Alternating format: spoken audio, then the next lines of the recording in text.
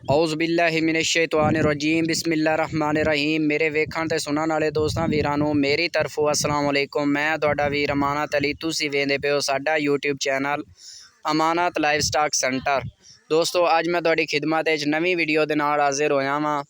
ए दोस्तों माशाअल्लाह साडी बकरी है एक, ते इहनूं एक मेदे दा मसला बन गया सी दोस्तों, ते मैं तुहाडे नाल इस दी सारी डिटेल शेयर करना ते इस दा इलाज भी शेयर करना।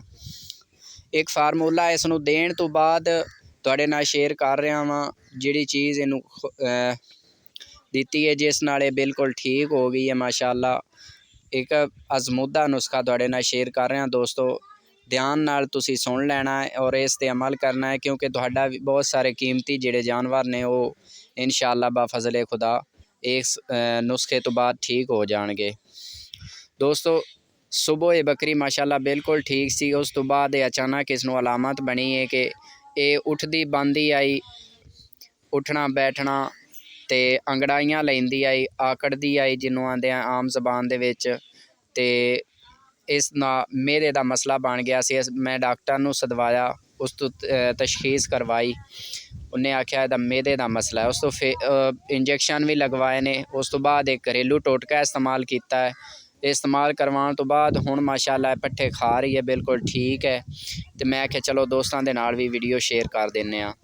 दोस्तों तुहाडा जानवर कोई भी मसला करता है इस तरह, मतलब फारा नहीं है, हुण दोस्तों इसनूं तुसीं चैक कर सकते हो, इसनूं फारा कोई नहीं है। अगर तुहाडे जानवर नूं फारा नहीं तो तुहाडा जानवर पट्ठे खा नहीं रहा, उठदा बैठदा है या अंगड़ाइयां लैंदा है, तो उस दा तुसी जिहड़ा सिंपल ते सादा इलाज है तुसी ये करना है कि तुसी उन्होंने कालकोरैक्स टी, कालकोरैक्स सिरप हुंदा है वो तुसी लियाना है घर, उस नूं 30 ml जिहड़ा पानी दे विच मिला के तुसी जानवर नूं पिला देना है। दिन दे विच 2 दफ़ा इंशाअल्लाह तुहाडा जानवर बिल्कुल ठीक हो जाएगा। उस तो बाद तुसी करना ये है मेरे वीरों कि 1 चम्मच जिहड़ा तुसी सौंफ लै लैणे ने, 1 चम्मच तुसी अजवैन लै लैनी है, दालचीनी तुसी 8 तो 10 जिहड़े ने छिलके वो तुसी दालचीनी दे लै लैणे ने, काली इलाची तुसी 2 तो 3 कालियां इलाचियां वड्डियां लै लैणियां ने।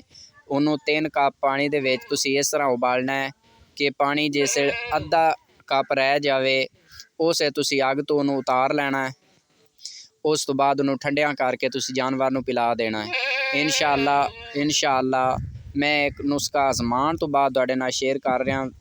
1 घंटे के अंदर अंदर तुहाडा जानवर पट्ठे खान लग जाएगा और तुहाडा जानवर माशाअल्लाह ठीक हो जाएगा। तो जनाब अज की वीडियो दे विच इन्ना ही तुहाडे नाल शेयर करना सी। मिलते हैं जनाब अगली वीडियो दे विच, तब तक दिओ इजाज़त अपने वीर नूं। अल्लाह हाफिज़, रब राखा।